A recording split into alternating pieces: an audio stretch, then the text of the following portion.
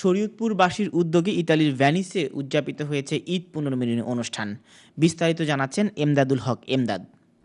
আনন্দকে ভাগাভাগি করে নিতে ইতালি ভেনিসে মার্গারার সৈয়দপুর জেলার প্রবাসী বাংলাদেশে আয়োজন করে ঈদ পুনর্মিলনীয় সাংস্কৃতিক অনুষ্ঠানের 2 অক্টোবর রবিবার সন্ধ্যায় মার্গারা সেন্ট্রাল সোশ্যাল হলে সৈয়দপুর জেলাবাসী ছাড়াও বিভিন্ন জেলার প্রবাসী বাংলাদেশে আসতে থাকে আনন্দে অংশ নিতে।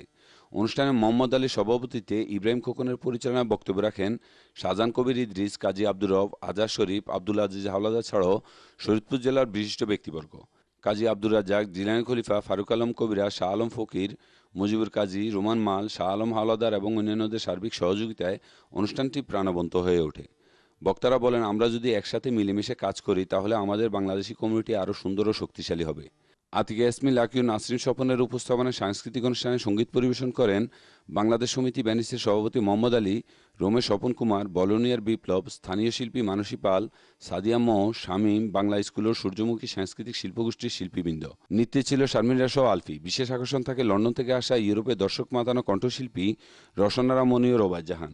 সঙ্গীতে ছিলেন সামিল ইসলাম জুন, মিল্টন আকবর ও মামুন।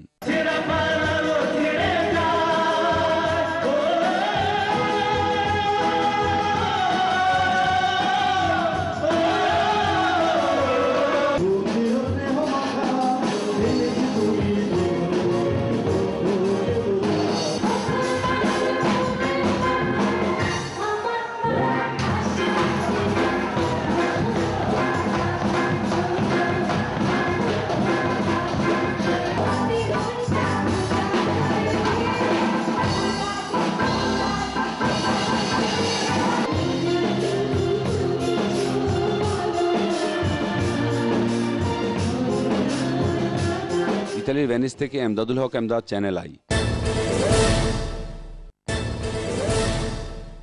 বার্তাকক্ষে এই ছিল আমাদের আজকের আয়োজন। পরবর্তী সংবাদ দেখার আমন্ত্রণ জানিয়ে বিদায় নিচ্ছি। ভালো থাকুন। আল্লাহ হাফেজ।